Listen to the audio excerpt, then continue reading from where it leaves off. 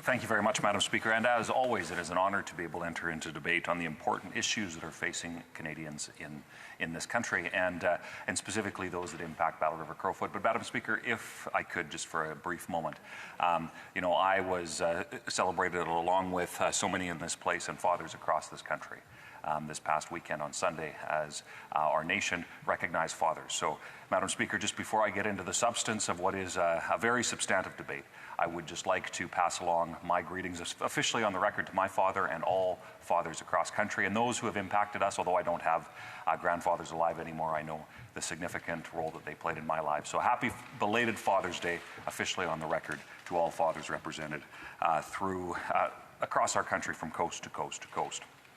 Madam Speaker, we are debating Bill C-42 here this evening, and although it's unfortunate that it seemed like the government did some tricky maneuvering to change the debate from C-18 to C-42, nonetheless, this is an important issue that bears fulsome and comprehensive discussion in this place. But let me back up a little bit, if I could, and talk about something that probably isn't on the radar of many Canadians. Because when it comes to the idea of money laundering, the idea of when the Panama Papers, for example, which I know is part of the discussion that has surrounded this bill in particular, most Canadians don't really understand the significance of what that is. So let me enlighten a little bit about the challenge that brought us to the point where we would be debating this here this evening, and then I will get into what is proposed and where I think some additional items need to be at least challenged, discussed, and certainly addressed when it comes to the larger issue of what this bill is trying to accomplish. Madam Speaker, most people who have spent much time watching Hollywood movies, they'll have heard things like the Cayman Islands or Switzerland or other jurisdictions that are known for being able to hide money, where criminal enterprises, where gangs and thugs would be able to store money, be able to access money, be able to do so in a secretive manner, be able to ensure that they would not be able to take dirty money that was earned by some nefarious process, whether that be the sale of something illegal, the proceeds of crime, whatever the case is, and go through, and that's why we call it laundering, go through a process where it would come out, it might not be clean on the other side, but at least not traceable to the original way that money was earned.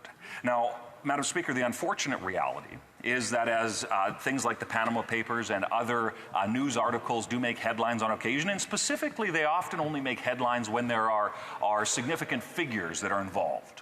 When there's a business person that has some notoriety or a politician that has some notoriety is named in these sorts of releases. But, Madam Speaker, one of the really unfortunate realities is that Canada has become a place where we are known for being able to, for money laundering to take place. And that is incredibly concerning, especially in a world where with digital technology, and as we haven't had a great deal of time to discuss artificial intelligence in this place, the dynamics associated with some of these things are incredibly complex. And the fact that Canada has become a somewhat of a safe haven for money laundering and the proceeds of crime is incredibly concerning.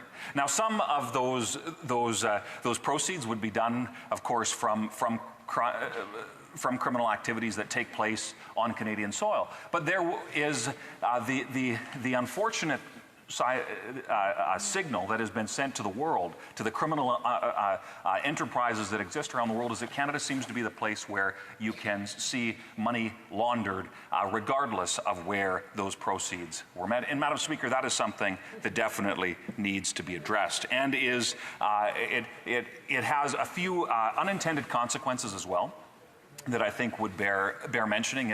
And in fact, one of the ways that, just to highlight for those watching, one of the things that has been highlighted that would be a possible way to see this happen is through the purchasing of real estate.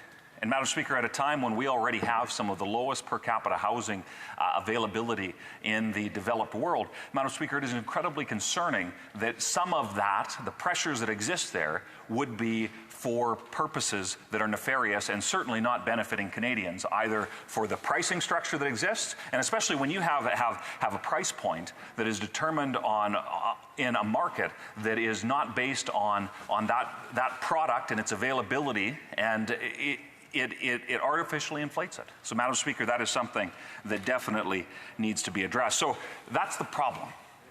And now we have Bill C-42, which is a step in the right direction to address some of those things. Madam Speaker, the question is whether or not it goes far enough, and I'll get to the ways that I don't think it does. But it does address some of the challenges and attempts to ensure that some of the current loopholes that exist that allow Canada to be the safe haven, as I mentioned, do get addressed. So one of the things is to ensure that there is that there is greater accountability for those who are purchasing businesses that have those large financial interests in this country. And Madam Speaker, the reason why that's important is to ensure that there is that registry, that ability to have that accountability at every stage of the corporate process, so that for those who have no reason to hide their actions, of course, this is not something that will concern them.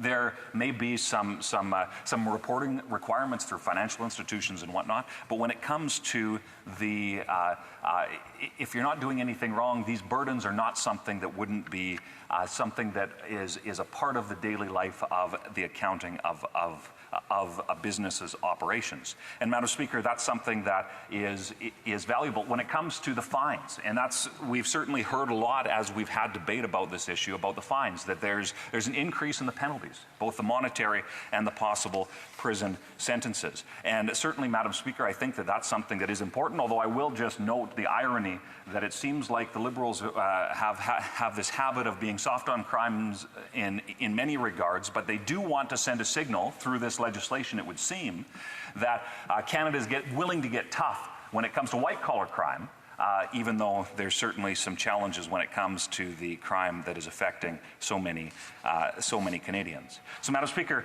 there's a number of those aspects that are and build on some of the actions that have been taken by both the previous Conservative government under Prime Minister Stephen Harper, which saw this as a challenge and started to make some of those changes. I know, notably back in, I believe it was 2014, there was some significant changes that the Harper government made to ensure that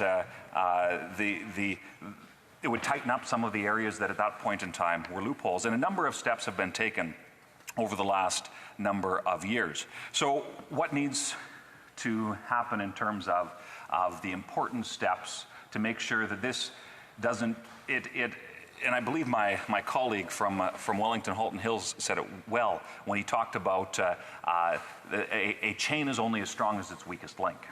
We are seeing that there could be some holes plugged in what is the challenges that Canada faces when it comes to money laundering. However, we need to ensure, it is fundamentally important, that we do not stop here. And I know it's unfortunate that at committee, a lot of this discussion took place. And I know if folks who are watching are interested in seeing some of that, the work that the committee did was very, it highlighted some of those opportunities that existed both in terms of this legislation to strengthen it, and we did see a few amendments pass, but there were a whole host of others that could have to make this legislation stronger. And Madam Speaker, and to address some of this strange occurrence that happens increasingly with the government, that they seem to be quick to rush everything through because it's a crisis. Well, Madam Speaker, it's unfortunate because as they are rushing things through, they end up often having to go back and fix the challenges or the gaps that could have and should have been addressed in the earlier stages of the process. So, Madam Speaker, I know at the industry committee there was some challenges brought up, including from senior public servants that were concerned about the possibility of challenges when it comes to the implementation. There are privacy concerns, Madam Speaker, that need to be addressed, that the Liberals have to address, and this is simply another part of those areas. And Madam Speaker, I know that my time is quickly coming to a close, so I would simply say this. It is incumbent upon all of us in this place to ensure that we do our utmost, to ensure that every bill that comes forward is debated thoroughly, is that we get engagement from stakeholders affected. And when it comes to something like this, it may not be on the forefront of many Canadians' minds, but Madam Speaker, it is fundamentally important we get it right so that we can stop Canada from being a safe haven for money laundering in this world. Thank you. Questions et commentaires. Questions and comments? The Honourable Member for Kamloops, Thompson Caribou. It's always a pleasure to rise on behalf of the people from Kamloops, Thompson, Caribou, Madam Speaker. Madam Speaker, I'll ask my colleague this. He spoke with a great deal of knowledge on this point, and I can see he represents his constituents well for a relatively young MP compared to people in midlife like myself at the tender age of almost 45 now. I called myself 44 the other day and heard about it. I'm just wondering, money laundering has had a both pervasive and significant impact. Can he comment on how his riding of Battle River Crowfoot has perhaps been, maybe not directly impacted, but been impacted generally by these types of things? Okay, someone else has to ask. The Honourable Member for Battle River Crowfoot. Thank you very much, Madam Speaker, and I appreciate the question. I appreciate being called young in this place, although at the rate my hair is turning gray, I'm not sure if that's more the job or my age, but thank you for the question. And I think that to highlight how it impacts specifically my constituents, and I'm sure this is not unique in the context of this discussion. Most people don't understand the intricacies of major business operations and how a corporate registry would or would not affect them, and how that affects the accounting of major multinationals, and how banks have reporting requirements, and how FinTrack, for example, most people probably, if you ask the average Canadian on the street, they wouldn't even know what FinTrack is. But Madam Speaker, when it comes to confidence in our economy, the ability for a Canadian to be able to purchase anything, for a Canadian to be able to go into a bank and trust the fact that that institution is going to have security on its deposits, to ensure that our law enforcement are able to not only pull somebody over for speeding, but to make sure that there are consequences for serious crimes like laundering money from the proceeds of crime. Madam Speaker, this comes back to the very basic principles of ensuring that there are trust in our institutions. Honorable député de Rimouski-Neigette-Témiscouata-les-Basques. Merci beaucoup, Madame la Présidente. Thank you very much, Madam Speaker. First of all, I'd like to communicate my disappointment in Air Canada for cutting jobs in my region, especially Rimouski, including Mr. Martin Brassard, a man who has experience. He's got 35 years of experience. He's being cut from a radio station. Local information is important for the health of our democracy. I hope that the Bloc Québécois solution will be implemented to have something, a fund rather, to support local media. Now, as for the question from my colleague, C42 obviously supports this bill because what does it want to do is ensure transparency. We heard a lot about the Panama Papers. My question is it normal to have whistleblowers, people who hide behind corporations and deny us information? Does my colleague agree with little transparency with businesses? Madam Speaker, and a lot there to address, so I'll try to get to all 3 points. First, we do need strength in whistleblower protections in this country. That is absolutely essential to ensure that those who are taking risks, whether it's professional risks, the possibility of advancements, or sometimes even further risks than that, there needs to be those protections. And certainly, as a part of the ethics committee here in Parliament, I have talked at length about that.